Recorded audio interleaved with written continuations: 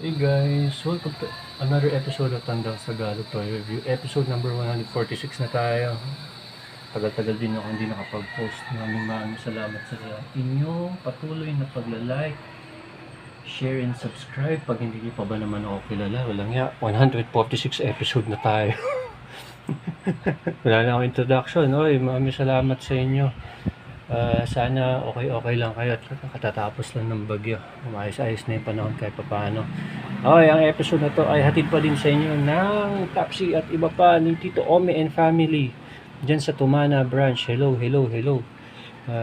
At syempre, Mikey's Burger, Lamuan branch ni Tito Behe and company. Hello sa inyo kay Pia, Ma'am April at syempre kay Tito Behe. Ay, kay Tita Litz, Tita Carmelita at Tito Raul. Hello sa inyo din. Ay, may iba-iba naman tayo. Pahinga tayo sa McFarlane ngayon. Kay Tita Shawi nagbuya ng sabihin ko sana humble oven by anak kay Tita yan. Sweet Infusion ni Tita Shawi nagbuya. Ay, hello dyan sa mga relatives ko sa US. Ay, mga teammates ko sa work. Hello sa inyo. Best friend ko nga pala si Doc at si Tito Kat. Ay, Tito Juman and family. At mga kamag-anak ko dyan sa baba. Sana okay lang kayo.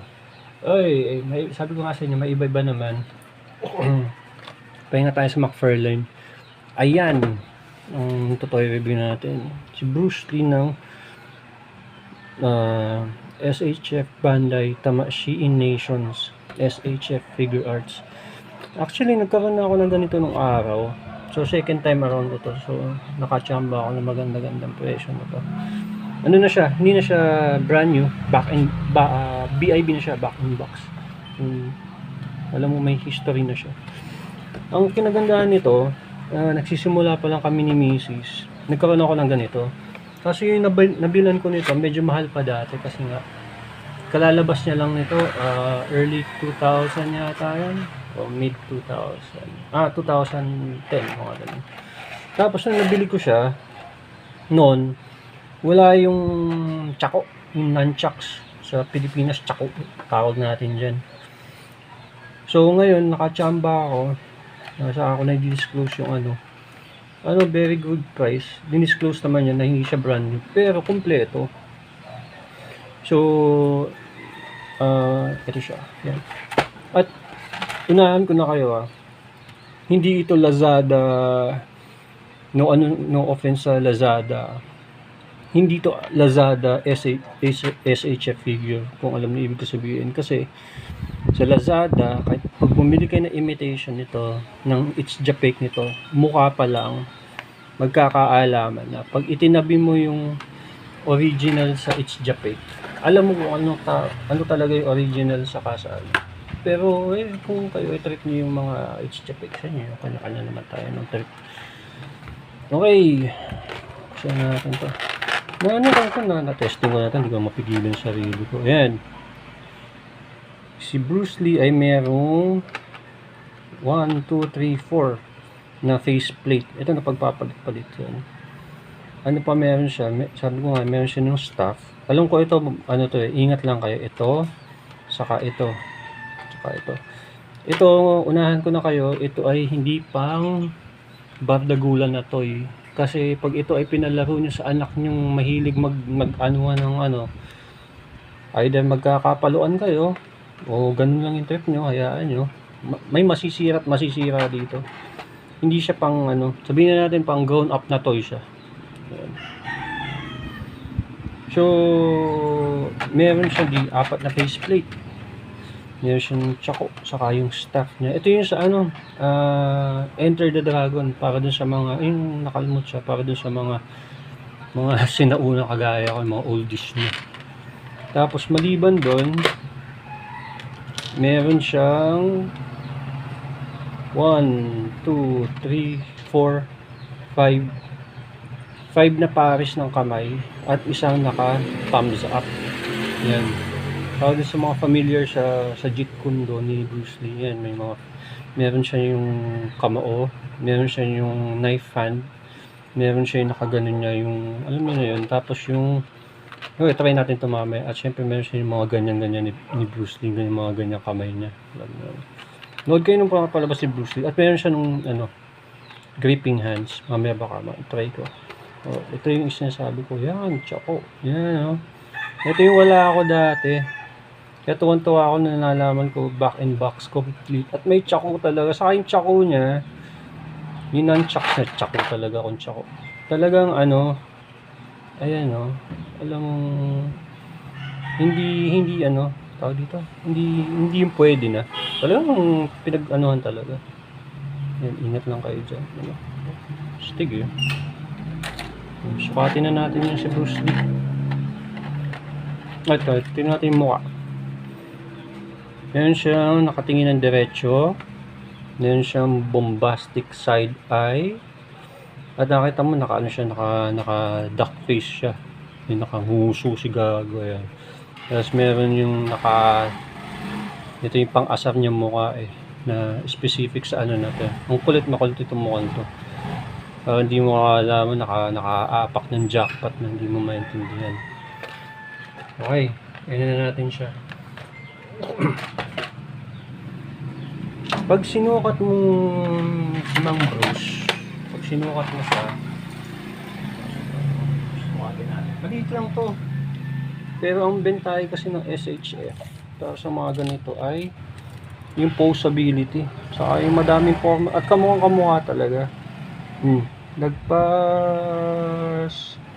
lang siya ng 5 inches. 5.5 kasi ito yung 6 inches. Ayan siya. Pag itinabi mo siya kay Joker, McFarlane na Joker, ayan. Makikita mo yung pinagkaiba niya in terms of laki. So, pag tinabi mo naman siya kay Batman, kay Pinoy Batman, ayan, malaki talaga siya. O lang yan. Pag tinabi mo siya kay Bane, ayun, durog. Ayan, sinasabi ko, hanggang bet lang siya ni Bane.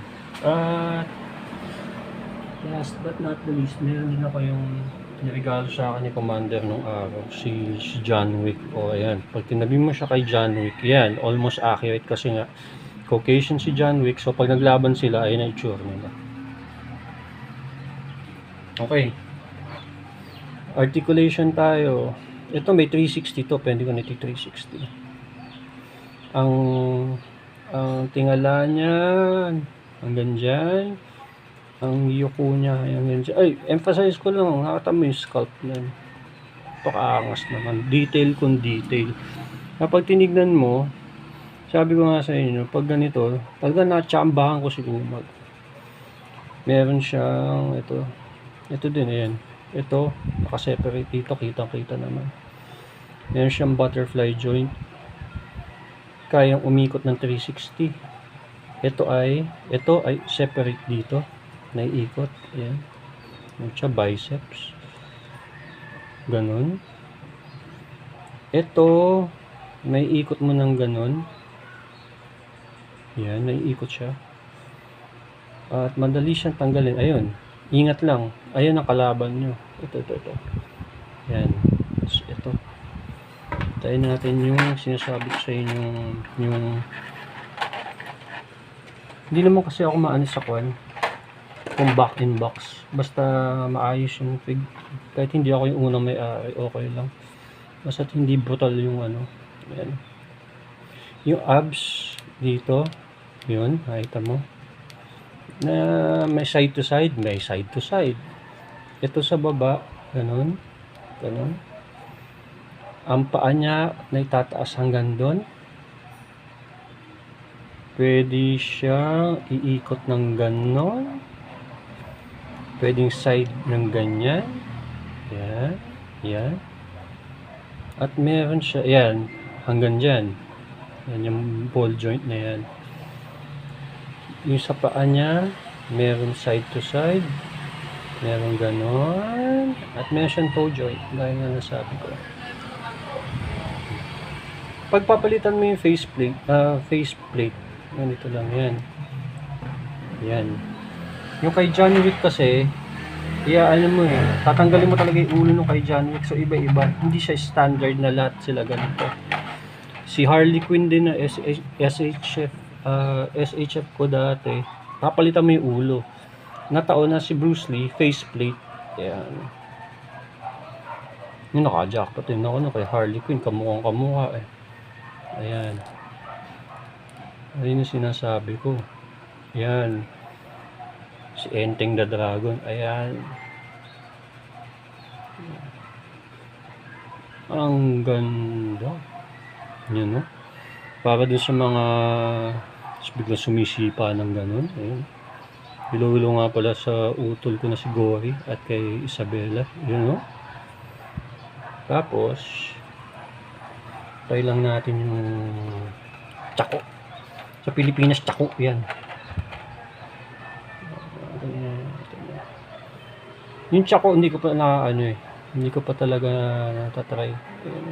Yun lang.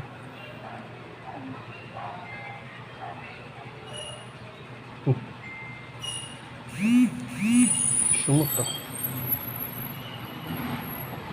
Yun. Tapos, try natin.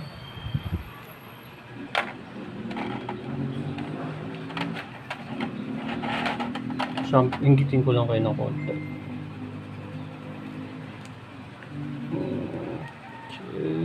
Yan. Kasi iyan ay ganito. Shoot mo ng ganyan. Tapos, nagano din siya. Represent sa Filipino Martial Arts FMA. AFNIS. Yan, di ba? Oh. Tapos pag iyan ay inipit mo dito, patay kang bata kambag. Ayan, no? Yan, no? Ipit mo paring boss. Iyan, no? Ayan. Ipit mo. Iyan, no? Yan, no?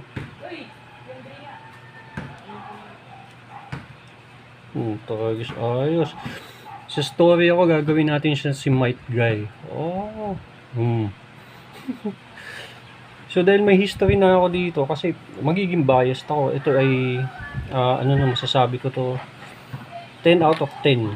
Siguro, baka ipalaro ko lang ito kay Andres mga pagdating niya ng mga 13 na siya.